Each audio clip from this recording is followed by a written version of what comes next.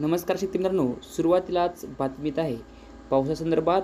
तर आज रात्री राज्यातील या भागांत होणार मुसळधार पाऊस. तर कोणकोणते जिल्हे आहेत याची सविस्तर माहिती आपण या व्हिडिओमध्ये पाहणार आहोत. तत्पूर्वी चॅनल जर नवीन असाल तर चॅनलला सबस्क्राईब करून शेजारील बेल आयकॉन प्रेस करा. त्यामुळे आपण अपलोड केलेले व्हिडिओ सर्वात अगोदर तुमच्यापर्यंत पोहोचतील. तर गेल्या काही दिवसांपासून राज्यात वातावरणात मोठे बदल झाले असून उकाडा वाढत असला तरी अनेक ठिकाणी ढगाळ हवामान अनुभवायला मिळत आहे. पुणे शहरातील मागील 3 दिवसांपासून असेच ढगाळ वातावरण आहे. या बदललेल्या हवामानामुळे आता पुढील काही दिवसात कोकण, मध्य महाराष्ट्र आणि मराठवाड्यात विजांच्या कडकडाटासह पावसाचा अंदाज हवामान विभागाने वर्तवला आहे. इतकेच नाही तर काही जिल्ह्यांमध्ये गारपीट होण्याची शक्यता देण्यात आली आहे.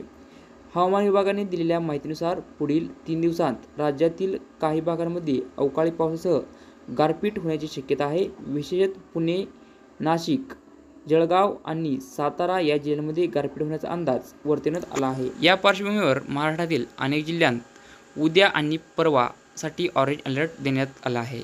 ऑरेंज अलर्ट हा तीव्र हवामानाचा इशारा दर्शवतो, त्यामुळे नागरिकांनी अधिक सतर्क राहण्याची गरज आहे. कोकण, मध्य महाराष्ट्र आणि मराठवाड्यातही पुढील 5 दिवसात विजांच्या कडकडाटासह हलक्या ते मध्यम स्वरूपाच्या पावसाची शक्यता वर्तवण्यात आली आहे.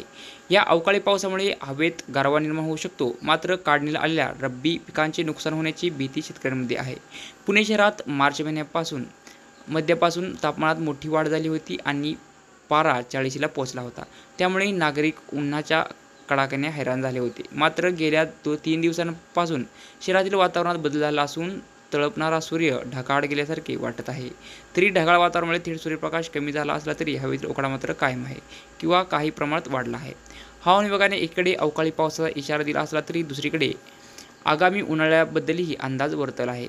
एप्रिल, मे आणि जून या 3 महिन्यांत देशभरात सरासरीपेक्षा जास्त तापमान राहण्याची शक्यता असल्याचे हवामान विभागाने म्हटले आहे. व्हिडिओ आवडल्यास लाईक करा, शेअर करा. धन्यवाद.